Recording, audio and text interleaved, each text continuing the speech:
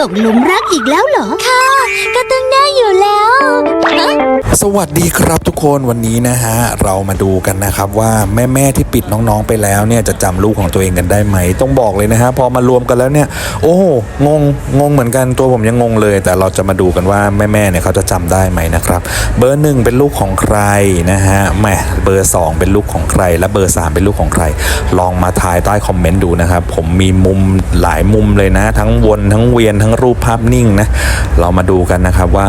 แม่จะจำลูกของเขาได้ไหมนะครับ3หน่วยนี้สีเหมือนกันเพศเดียวกันแม่แทบจะแยกไม่ออกเลยนะทุกคน